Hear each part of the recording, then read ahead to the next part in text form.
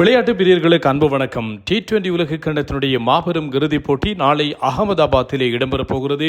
இந்திய மற்றும் நியூசிலாந்து அணிகளுக்கு இடையில் இடம்பெறப் போகின்ற இந்த போட்டி தொடர்பில் ரசிகர்களுக்கு பெருத்த எதிர்பார்ப்பு இருக்கிறது. கடந்த 7ஆம் தேதி ஆரம்பமான போட்டிகள் 8ஆம் தேதியோடு நிறைவுக்கு வருகின்றன. மொத்தமாக 20 அணிகள் விளையாடியிருந்த போட்டியில் அரையிறுதியிலே தோல்வியை தழுவியிருந்த 2 அணிகள் என்றால் நியூசிலாந்து மற்றும் இங்கிலாந்து அணி தோல்வியை தழுவியிருந்தது. தென்னாப்பிரிக்காவும் அரையிறுதியில் தோல்வியை தழுவ நியூசிலாந்து மற்றும் இந்திய அணிகள் இறுதிப் போட்டிக்கு தேர்வாகி இருக்கின்றன. நடப்பு சாம்பியனான இந்தியா இம்முறை 2வது தடவையாக தொடர்ச்சியாக இறுதிப் போட்டிக்கு தேர்வாகி இருக்கிறது. 4 தடவைகள் இறுதிப் போட்டிக்கு தேர்வான அணி என்கின்ற பெருமையும் இந்தியாவிற்கு இருக்கிறது.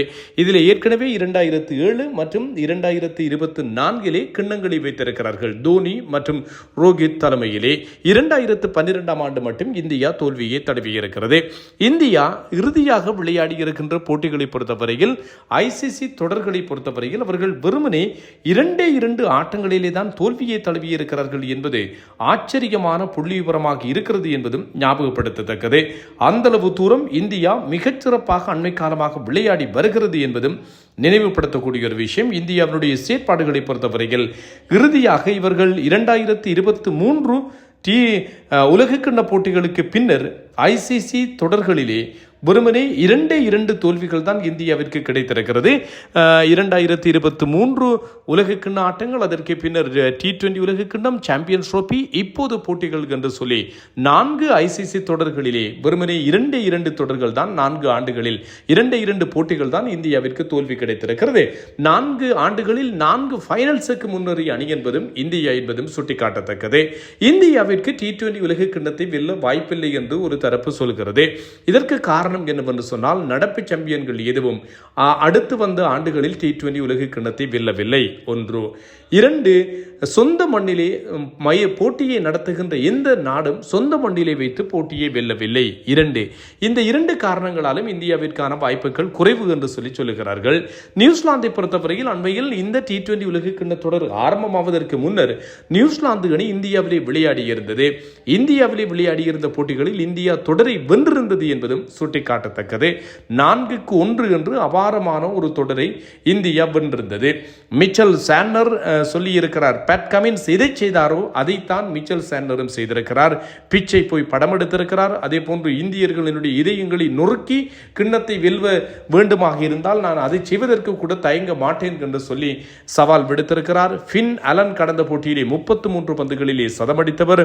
சைஃபர்ட் ஆரம்ப வீரர், ரச்சின் ரவீந்திர, கிளென் பிலிப்ஸ், இதே போன்று டெரல் மிச்சல், சாம்மேன், மிச்சல் சாண்டர் என்று சொல்லி ஒரு பலமான வீரர்கள் இருக்கிறார்கள். பந்து வீச்சும் அவர்களுக்கு மிரட்டலாகத்தான் இருக்கிறது. இந்தியாவை பொறுத்தவரையில் இந்தியாவிற்கு இருக்கின்ற மிகப்பெரிய ஒரு தலையடி, நம்பர் 1 பேட்டரும் நம்பர் 1 போலரும் அவுட் ஆஃப் ஃபார்மிலே இருக்கிறார்கள். வருண் சக்கரவர்த்திக்கு பதிலாக குல்தீப் யாதவை அணிக்குள்ளே சேர்க்க வேண்டும் என்கின்ற கதைகள் இருக்கின்றன. ஆனால் இந்தியா அதற்கு முற்படுமா என்கின்ற கேள்விகள் இருக்கிறது. ஏனென்று சொன்னால், இப்போது சேர்ந்து இந்த வெற்றியை பெற்றுக் கொண்டிருக்கின்ற அணி கட்டமைப்பிலே பெரிதான மாற்றங்களை செய்ய விரும்ப மாட்டார்கள் போல் இருக்கிறது. குழுநிலை ஆட்டங்களிலே வருண் சக்கரவர்த்தி சிறப்பாகத்தான் செய்யப்பட்டார். ஆனால் சூப்பர் 8 தென்னாப்பிரிக்கா அடித்து பிளக்க ஆரம்பித்ததிலிருந்து ஒவ்வொரு அணியாக தென்னாப்பிரிக்கா, ஜிம்பாப்வே, மேற்கிந்திய தீவுகள், இங்கிலாந்து என்று தொடர்ந்து 4 ஆட்டங்களிலே வருண் சக்கரவர்த்தி மோசமான பந்துவீச்சு பிரதிகளை வெளிப்படுத்தி வருகிறார் என்பதும் கவனிக்கத்தக்கது. அதுவும் இங்கிலாந்து அணிக்கு எதிரான போட்டியின் போது வருண் சக்கரவர்த்தி 61 ஓட்டங்களை விட்டுக் கொடுத்தமை ரசிகர்களுக்கு ஏமாற்றமாக அமைந்திருக்கிறது. ஆகவே வருண் சக்கரவர்த்திக்கு பதிலாக குல்தீப் யாதவை அணிக்குள்ளே கொண்டு வர வேண்டும் என்று சொல்கிறார்கள். இது மாத்திரமல்லாமல் அபிஷேக் சர்மாவை அணியிலிருந்து நீக்க வேண்டும் என்கின்ற கதைகள் இருக்கின்றன.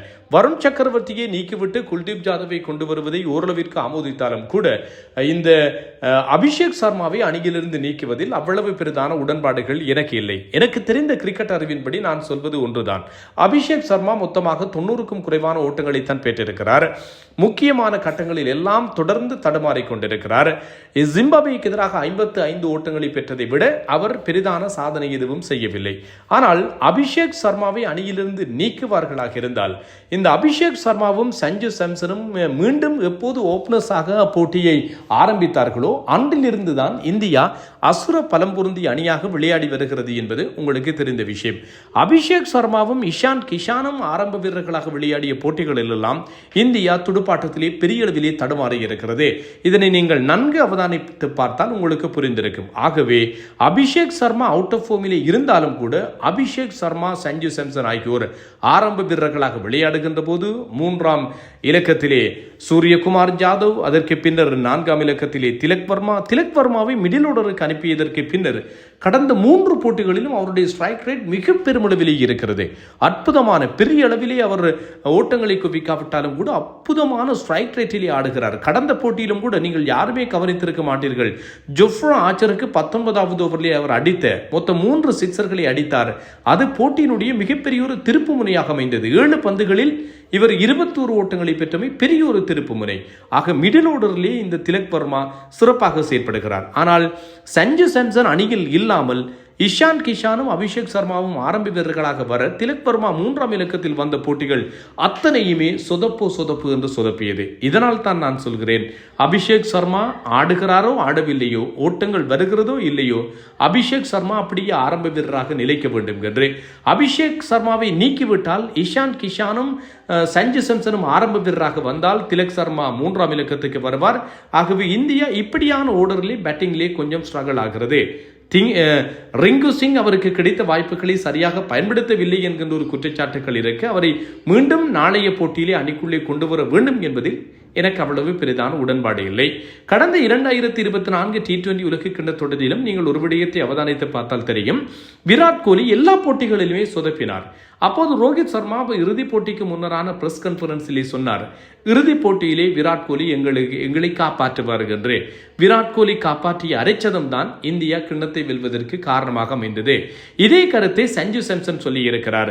இறுதிப் போட்டி அபிஷேக் சர்மாவிற்குரிய நாள், அவர் எங்களுக்கு சிறப்பான பங்களிப்பை நல்குவார் என்று சொல்லி இருக்கிறார். ஆகவே நடந்தாலும் ஆச்சரியப்படுவதற்கில்லை என்பதும் கவனிக்கக்கூடிய ஒரு விஷயம். உங்களுக்கும் அதிகமான கிரிக்கெட் அறிவு இருக்கும், நீங்கள் இது தொடர்பில் என்ன நினைக்கிறீர்கள் என்று சொல்லலாம். ஐசிசி தொடர்களிலே இதுவரைக்கும் 2 ஐசிசி தொடர்களைத்தான் நியூசிலாந்து வென்றிருக்கிறது. 2ம் இந்தியாவுக்கு எதிராக 2000ஆம் ஆண்டு ஐசிசி நாக் அவுட் போட்டிகள், அதாவது இப்போதைய சாம்பியன்ஸ் ட்ரோபி, அப்போது இந்தியாவை தோற்கடித்து கங்குலி தலைமையில் 2000 வென்றார்கள். 2021 கோலி தலைமையில் இந்தியாவை தோற்கடித்து ஐசிசி டெஸ்ட் சாம்பியன்ஷிப்பை நியூசிலாந்து வென்றது. ஆக 2 ஐசிசி டிராபிகள் 2ம் இந்தியாவை தோற்கடித்து வெல்லப்பட்டிருக்கின்றன. T20 உலக கிண்ணத்திலே 2 அணிகளும் நியூசிலாந்து இந்திய அணிகள் 3 தடவைகள் மோதி இருக்கின்றன. 3லும் நியூசிலாந்து தான் வென்றிருக்கிறது என்பதும் இங்கே சுட்டி காட்டக்கூடிய ஒரு விஷயம். இறுதியாக இடம்பெற்ற ஐசிசி தொடர்கள் சாம்பியன்ஸ் ட்ரோபியிலும் இந்திய நியூசிலாந்து அணிகள் தான் இறுதிப் போட்டியில் மோதின. இப்போதும் இந்திய நியூசிலாந்து அணிகள் தான் இறுதிப் போட்டிக்கு தேர்வாகி இருக்கின்றன என்பதும் கவனிக்கக்கூடிய ஒரு விஷயம். ஆக என்ன நடக்கும் என்று பொறுத்திருந்து அறிந்து கொள்ளலாம். இன்னும் ஒரு காணொளியில் சந்திக்கும் வரை விடைபெறுவது தில்லையம்பலம் தரணிதரன். உங்கள் கருத்துக்களையும் பகிர்ந்து கொள்ளுங்கள்.